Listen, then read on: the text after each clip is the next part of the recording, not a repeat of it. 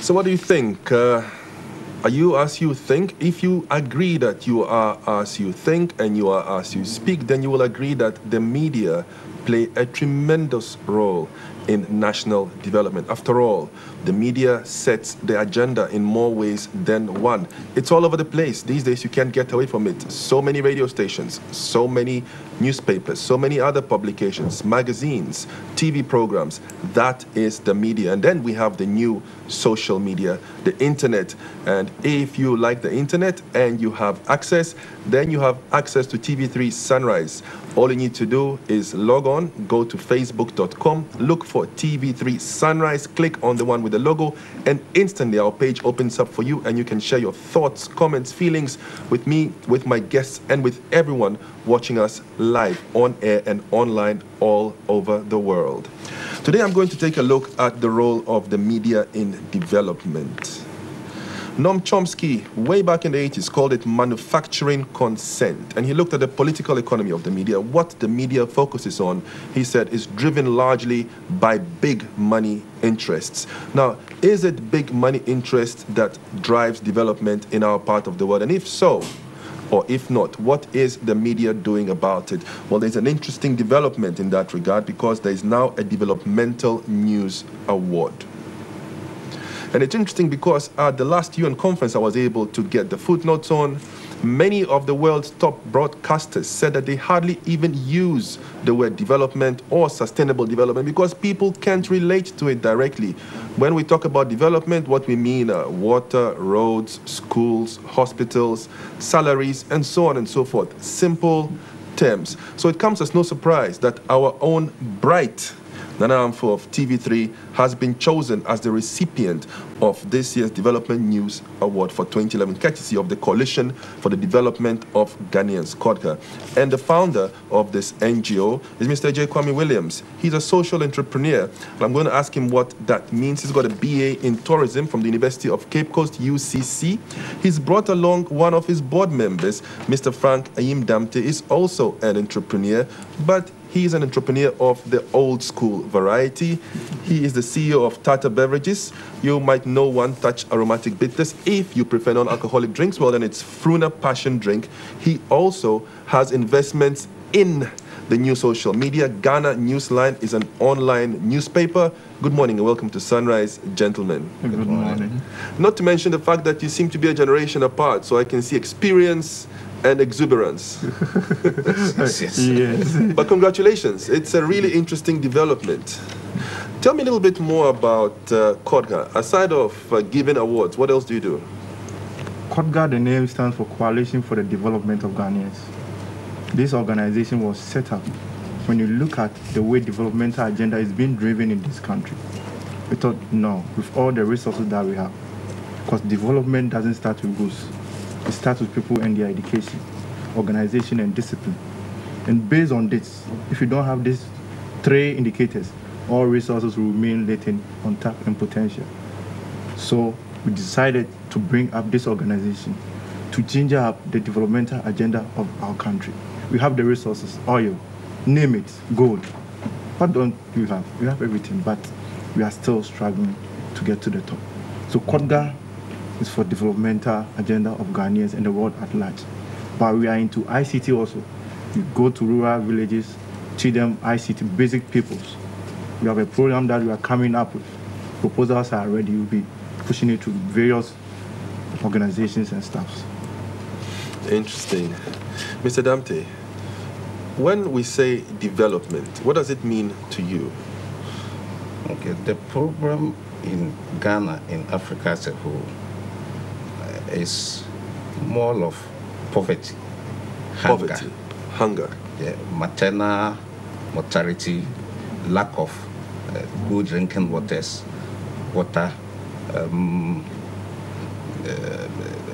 gender imbalance, lack of education. These are some of the issues CODGHA want to address. And we want to address it by involving people-centered development, involving the people in activities, organizing of forums, giving motivational talks to make the people the center of of development. People-centered development, Mr. Williams. How do you achieve that? When someone is poor, and like Mr. Damte said, needs water or some other resource that is quite simple, education, school fees. You know, that's, everybody understands school fees, everybody understands clean water, everyone understands cheap, safe transportation. Everyone understands those things. Development is a big word. How do you go about helping people achieve development, and what role do you think the media specifically has to play in this? In other words, what are the criteria that guided the selection of a recipient for your award this year? Okay. Now maybe I'll take it from the criteria why Mr. Nana Amfoh was selected as for our Developmental News Award. Way back in, let me say, August and May, we've been releasing some articles. We've been speaking on the stored Achimota of Anko Road, implications for national development. We did a test run. We pushed the news to various media houses, TV stations, radios, and it was on a Sunday, so we just pushed it at the decks. None of them showed interest, with the exception of Mr. Nana Amfoh. He really made sure he called us to come for an interview. He never took anything, and such a man is what we need in this country. Such a person, and a broadcast journalist, is what we need, who can drive the developmental agenda of the nation, who can listen to the plight of the poor. Because, believe you me, that road, people are suffering on that road. It was stored for almost 2 years. It started in November 2006. It was scheduled to be completed by November 2009. 2 years down the line, ask yourself, which MP is responsible for that area? What has he been doing on the floor of Parliament? But it took one man, who is Mr. Nana Amfoh, to bring this. When you push the news award into the media stations, he picked it. None of them followed. And we got it, and then we know that no, our tests that we did, he just came up clean. That's why he was selected. Did it work? Did the fact that Bright picked up the story and put it on air and gave it his attention, did it have tangible results in terms of development as far as the road is concerned? Yeah. Just last month, the president released almost 668 million Ghana cedis for the Gang of Four roads, which the stored Achimota of Anko project is part. And then based on that, we think it has an impact. It has gotten an impact. We raised other issues that persons with disability should be inculcated as toll booth attendants. It has been raised on the floor of Parliament. So we think we are making strides in what course we are supporting. Now, in 2002, the United Nations held a Sustainable Development Commission sitting. It was a World Summit on Sustainable Development, and the media's role responsibility in covering sustainable development was addressed. And most of the top broadcasters, I'm looking here at Star TV from Hong Kong, Turner Broadcasting, that's CNN, Global TV from Brazil, they all said that, well, people really care about their own people issues. They don't really relate directly to policies. Now, you have an online news portal. You're also experienced in selling brand products directly to customers all over the country.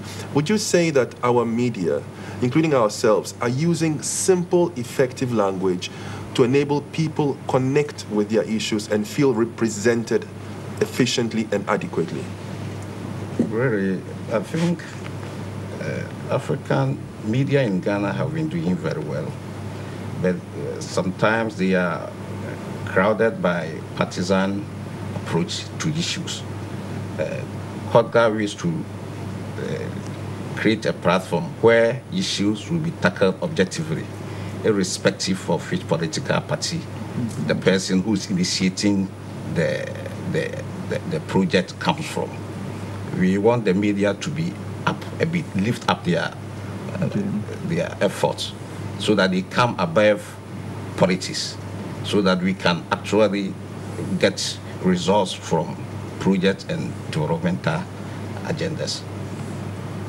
Mr. Williams, Paying attention to things that need repair, fixing, or follow-up on is one way of ensuring the development process. Another way is to inspire people to simply do great things. Do you think we are achieving on that? I'm not talking about the media's role as a watchdog, but the media's role as a source of inspiration, a source of knowledge and applicable information that can really change and improve people's lives for the better. Do you think that anywhere in our media you see the seeds of that kind of greatness? Yeah, I see it. That's why I'm here. But the example you're giving me is one of the media addressing what might be seen as neglect to a project or a stalled project. What about initiating programs, not projects, but self-sustaining programs, really changing people's lives as individuals, not just prompting governments or other organizations to do things, but making sure that individuals change their habits. Drivers drive safely.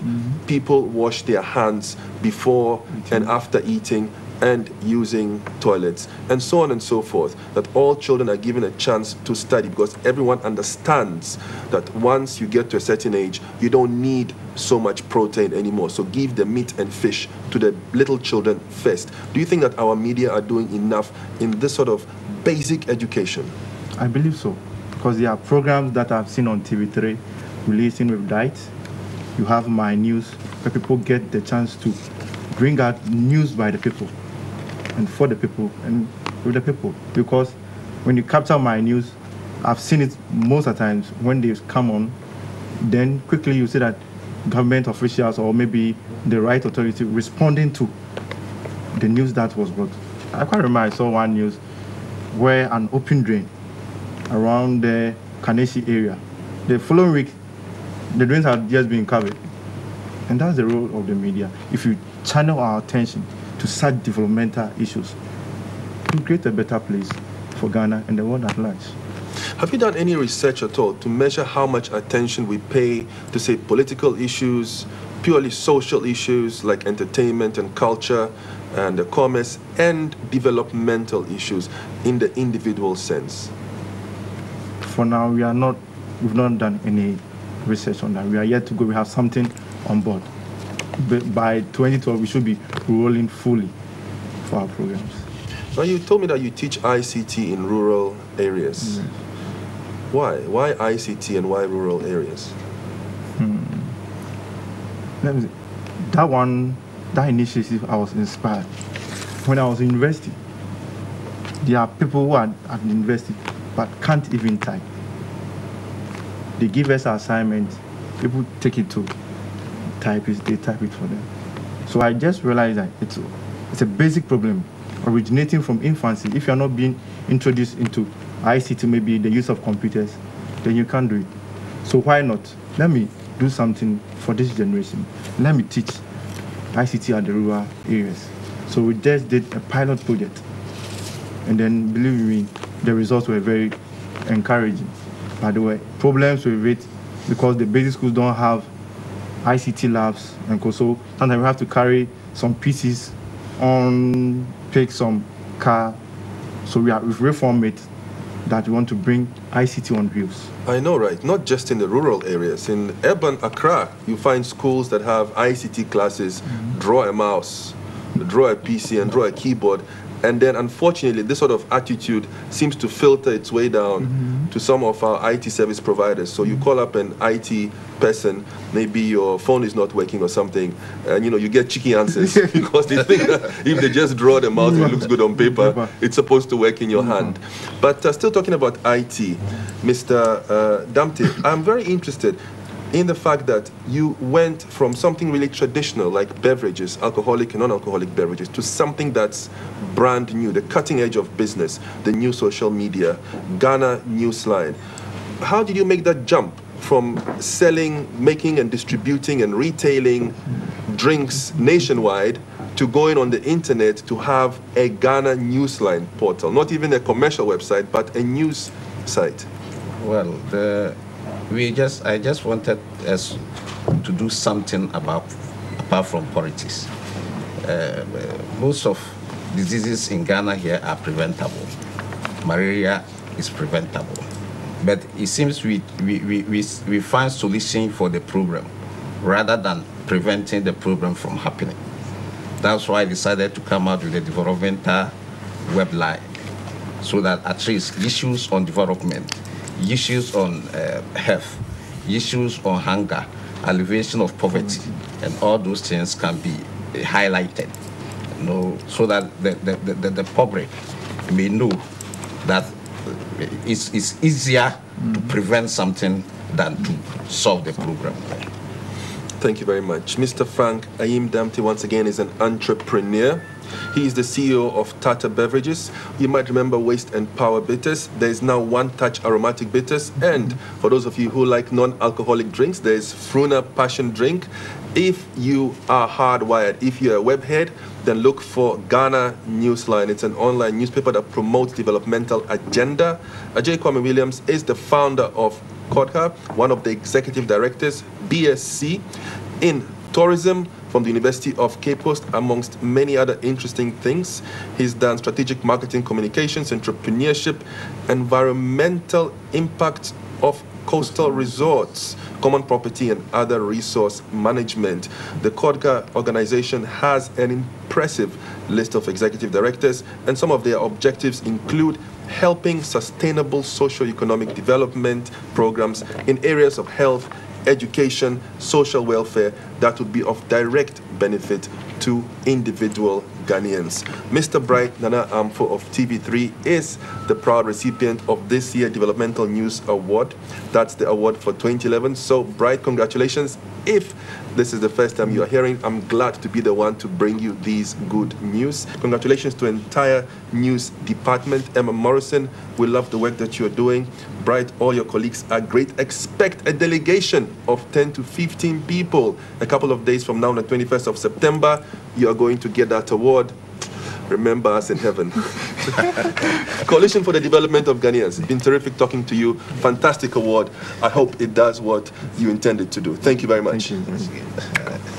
Stay tuned. You're still watching TV3. You are live online and on air with us. Ajina Jukum, you think the media plays an important role in our economy, especially in Ghana, since it alerts us on what is happening in our political fields for comments and corrections. So, well, I see that you are still interested in politics. If you want to send me a text message on any issue, any topic, any thought, any feeling, express yourself. 027-786-7473. Sunrise continues right after this short break. So stay tuned and stay online.